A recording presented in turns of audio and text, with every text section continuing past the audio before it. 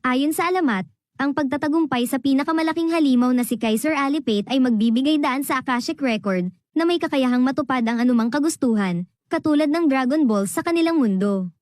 Malungkot, walang sino man ang nakapagtagumpay hanggang ngayon, ngunit umaasa ang may akda na magtatagumpay ang mga darating na abenturero kung saan ang iba ay nabigo. Isa sa mga may pag-asa na ito si Rick, na nabasa ang alamat sa isang aklat noong siya ay bata pa. Sa kasalukuyan, ang unang yugto ng E-Rank Promotion Exam ay natapos na, at ipapaalam na ang mga resulta. Tatanggap ang mga eksaminado ng mana sa kanilang mga tiket, at kung ang tiket ay kumikinang na asul, sila ay pumasa. Ang pangalawang yugto, isang mock battle, ay magsisimula bukas. Pagkatapos ng pahayag ng guro, humihinga ng malalim si Rick at taimtim na tinitingnan ang kanyang card. Sa tabi niya, inaasiguro ni Rheanet na siya ay papasa. Nagpasalamat si Rick sa kanyang pag-alok, ngunit ang mga salita ni Rheanet ay nagdudulot ng panginginig sa kanyang likod. Kung hindi siya pumasa, siya ay pag-aaralan nila ng 3 beses na mas mahigpit. Hindi naglaon, ang card ni Rick ay nagsimulang kumikinang habang niloload ang mga resulta. Nang may pagkabalisa, siya ay naghihintay ng bunga. Marahil may mga advertisement o iba pang bagay din. Salamat sa Diyos, matapos ang ilang sandali ay natapos ang pag-load at nagbibigay ng asul na liwanag.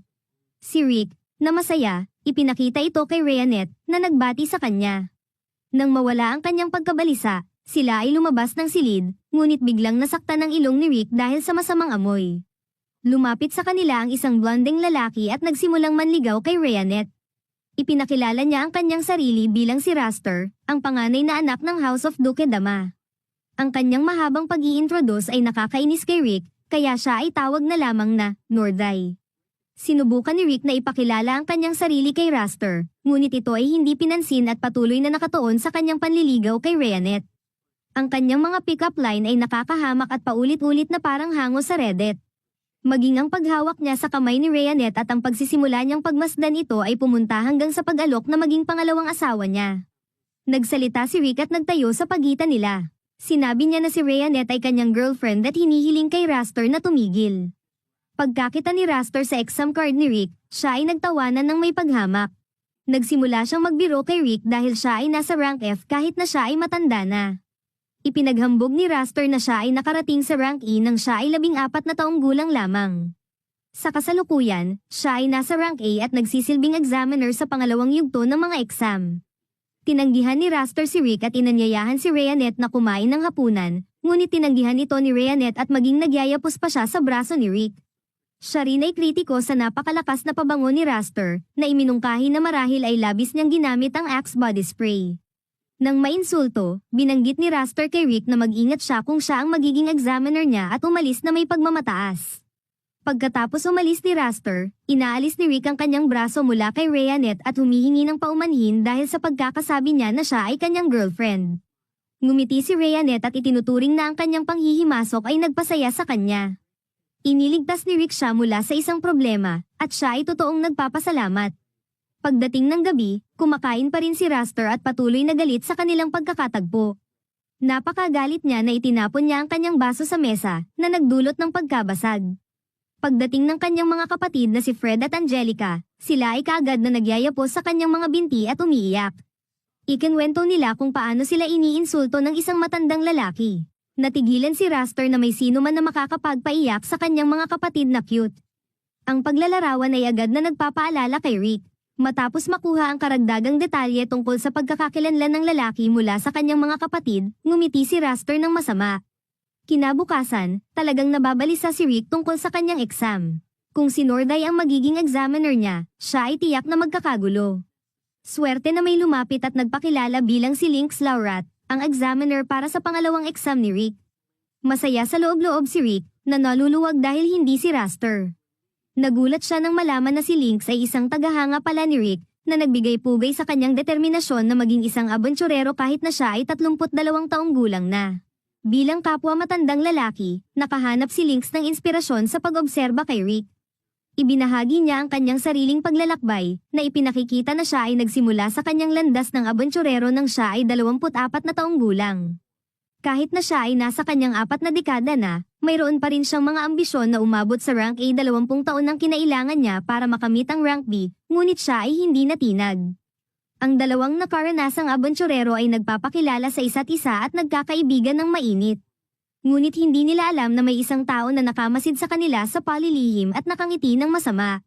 Pagkatapos, habang papunta si Link sa kanyang silid-aralan, siya ay hinaras ni Raster. Tinawag siya ni Raster na third rate at ipinamalas ang isang masamang ngiti. Sa panahong iyon, naghihintay si Rick sa silid ng eksaminasyon kasama ng iba pang mga kandidato na masaya habang humuhuni sa kanyang sarili. Ngunit ang kanyang katahimikan ay nasira nang pumasok ang isang kawani at inanunsyo na si Link Slaughter, ang inaasahang examiner, ay bigla na lang nagkasakit. Kaya ngayon, si Raster ang magbibigay ng pangangasiwa sa lahat ng mga exam. Nagulat si Rick at nangilabot siya. Nagmungkahi si Rheanet na marahil ay may kaugnayan si Raster kay Fred at Angelica, na kanilang nakaharap kahapon. Narinig ni Rick ang iba pang mga kandidato na nagsasabi ng mga chismis tungkol sa kanilang bagong guro. Ipinakita na narating ni Raster ang rank A nang siya ay 17 taong gulang lamang at siya ay kilala bilang Man of 8,000 Spells. Ngunit siya ay kilala rin sa ibang pangalan, ang F-Rank Crusher, dahil sa kanyang ugali na pag-iinsulto sa mga kalahok na nakakaakit ng kanyang pansin. Lumalaki ang pag-aalala ni Rick habang nakinig siya sa mga chismis na ito. Sa arena, ang galit na si Raster ay kasalukuyang naghahasa ng kanyang mga salamangka.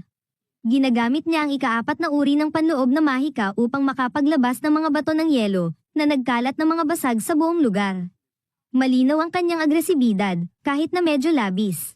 Sa likuran niya, ang isa sa kanyang mga elite na bantay, isang matandang lalaki sa suit, ay tumatawag sa kanya. Habang noon, naglalakad ng pabilis-bilis si Rick sa koredor. Pinag-iisipan ng kanyang susunod na kilos. Alam na alam niyang hindi magpapalubag ang A-ranker na si Raster sa kanyang pagsusulit.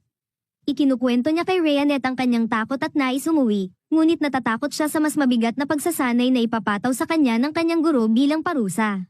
Inabisuhan siya ni Rheanet na huwag magpaloko sa mga salita ng iba, ngunit sa halip ay magtuon sa positibo.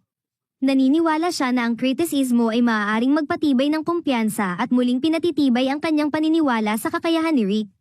Sa kabila ng pagdududa ni Rick, patuloy na matatag si Rheanet sa kanyang pagtitiwala kay Rick na naniniwala na makakakuha siya ng tagumpay laban kay Raster, ang kilalang mahilig sa pabango. Tumayo si Rheanet at ipinagtanggol si Rick na magtiwala sa kanya, na naniniwala na kung gagawin niya ito, makakakaya niya rin ang magtiwala sa sarili niya. Ang kanyang mga motivational na salita ay muling nagbigay lakas ng loob kay Rick at nagpasalamat siya sa kanyang walang patid na suporta. Bigla na lamang, may isang binatang nakabalot sa kumot ang lumitaw sa harapan ni Rick na nanghihingi ng kanilang pansin. Tinanong niya kung alin man sa kanila ay kasali sa kasalukuyang exam. Ipinakilala ni Rick ang kanyang sarili bilang ang examinee. Tinanong ng nakabalot sa kumot kung may anumang hamon na maaaring harapin ni Rick dahil sa kanyang edad. Bago pa makasagot si Rick, sinabi ng misteryosong kabataan na siya ay isang manghuhula na nag-aalok na ipakita ang hinaharap ni Rick. Skeptiko ngunit interesado, nag-alinlangan si Rick, ngunit ipinagtitibay ng manghuhula ang kanyang katotohanan at kahit nagbigay ng libreng unang pagbasa. Sa kabila ng kanyang mga pagdududa sa ganitong mga gawain, pinili ni Rick na tanggapin ang alok. Inimbitahan ni Fred si Rick na umupo para sa sesyon, at si Rick, na walang hinala, sumunod at umupo sa upuan. Habang umuupo si Rick, bigla na lamang lumitaw ang isang mahiwagang sirkulong majaykang sa ilalim niya, na agad na dinala siya. Nang mawala si Rick, ipinakilala ng nakabalot sa kumot na siya ay ang masasamang kabataan na si Fred, mula sa kilalang pamilyang noble. Natawa siya sa hindi inaasahang pangyayari. Nagalit si Rheanet sa kalokohan, at ipinamalas ang kanyang kapangyarihan. Agad na sinira ang kanilang paligid upang ipakita kay Fred ang kahinhinan ng kanilang sitwasyon. Hinawakan niya ang kanyang kulubot at hinanap kung nasaan si Rick. Unang tumanggi si Fred, ngunit ang banta ni Rheanet nasaktan siya at ang kanyang mabilis na pagputol ng kanyang mga kilay ay nagpalubog sa kanya sa takot sa kanyang kaligtasan. Sumuko si Fred at ipinahayag na dinala niya si Rick sa 100 metro lang. Totoo sa kanyang salita, natagpuan ni Rick ang kanyang sarili sa likuran ng lugar ng pagsusulit malapit sa ilog. Bigla na lamang lumitaw ang tagapaglingkod ng pamilyang Deimo kasama ang ilang mga goons. Humihingi siya ng paumanhin kay Rick, na ipinapaliwanag na ang susunod na mangyayari ay para lamang sa negosyo, hindi personal. Naguluhan si Rick, na akala niya ay nagkamali sila ng tao, ngunit ipinapaliwanag ng tagapaglingkod na hindi, at inilalathala ang mga bantay bilang mga tapat na lingkod ng pamilyang Deimo. Na-realize ni Rick na ang 3 brat na iyon mula sa pamilyang Deimo ang nagpadala ng tagapaglingkod at mga bantay dahil ayaw nilang lumahok sa mga pagsusulit. Dahil lubos na nauubos, sumuko si Rick sa pag-iisip at pisikal na paraan. Ngunit sa sandaling iyon, dumating ang tatlong nakatatandang miyembro ng partido ni Rick at tinanong si Rick kung bakit nandito siya sa halip na dumalo sa mga pagsusulit. Natatakot na naman sa kanyang sariling mga kasama, nagsinungaling si Rick na sinabi na nagpraktis lang siya kasama ng mga taong ito bago kunin ang aktwal na pagsusulit. Pagkarinig nito, nagdesisyon ng mataas na orc na si Bron na lumahok din. Hindi maintindihan ng mga bantay ng demo ang nangyayari, kaya sila'y sumugod kay Bron na nagresulta sa pagkabagsak ng kanilang mga sandata. Malinaw na hindi alam ni Bron na ang mga goons na ito ay sumusubok saktan si Rick, kaya pinabayaan niya sila. Ngunit hindi tulad ng tanga na orc, ang ikalawang miyembro ng partido, si Misit, agad na nakaalam ng lahat, kaya ginamit niya ang kanyang sariling naisip na magical na machine gun upang parusahan ang mga bantay ng demo.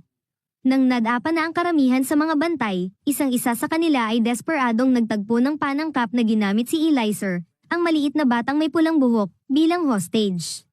Inabisuhan ni Bron ang mga goons na itigil ang panangkap kay Eliezer, na sinabi na siya ang pinakamadakilang sa kanila. Upang matiyak na hindi siya makapatay ng aksidente, sinabi ni Rick sa kanya na ang mga talulong na ito ay naglalaro lamang sa kanya. Ngunit sinabi ng mga goons na hindi, at hinawakan ang kulubot ni Eliezer, na nagdulot ng pinsala sa kanya. Determinado na maghayganti, ipinamalas ni Rhaenyra ang kanyang makapangyarihang ika-7 uri ng mahika. Sa edad na 10 taon, siya ay kilalanin bilang pinakamalakas na salamangkero ng kanyang henerasyon na may masamang palayaw na demonyo na bata ng pagkawasak dahil sa kanyang mapanganib na kapangyarihan.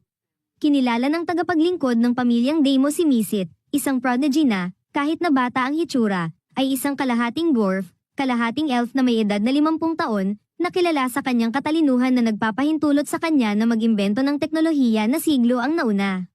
Kinikilala rin niya si Bron, isang orc na may malaking lakas at katalinuhan, na mahusay sa iba't ibang uri ng suportang mahika. Kasama si Eliezer, ang tatlong ito ay kilalang S-rango na mga adventurer na nagmamay-ari ng kilalang Orichalcum Fist na partido. Sinalubong ng matanda na battler ang kanilang presensya, at nagpatalo, nagpa siya na magretiro ng payapa pagkatapos makasalubong ang mga ganitong mga legendary na mga tao. Sa kabila ng kanyang pagsuko, tinuruan ni Eliezer ang battler at ang kanyang mga henchmen ng isang leksyon, ipinadala sila sa ere sa isang pagpapakita ng kanyang kapangyarihan. Natapos ang sitwasyon, bumalik si Rick sa silid-aralan, at nakita si Rhaenyra na patuloy na hawak si Fried sa leeg. Sigurado sa kaligtasan ni Rick, hinagis ni Rhaenyra si Fried sa pader, mabilis na pagpapaalis sa kanya. Samantala, lumapit kay Rick ang sugatan na si Lynx at ipinaalam na si Raster Demo ang sumugod sa kanya upang kumuha ng pangangasiwa sa pagsusulit ni Rick. Nakumbinsi ng kahirapan ni Lynx, nanumpa si Rick na magbabayad kay Raster, na ipinangako na gagawin niya itong mahal. Nangunguna sa walang pag-aalinlangan na determinasyon, papunta si Rick sa battlefield kung saan nakikipaglokohan si Raster sa mga F-ranker, na nagpahayag ng kanyang hangarin na harapin siya sa darating na episode.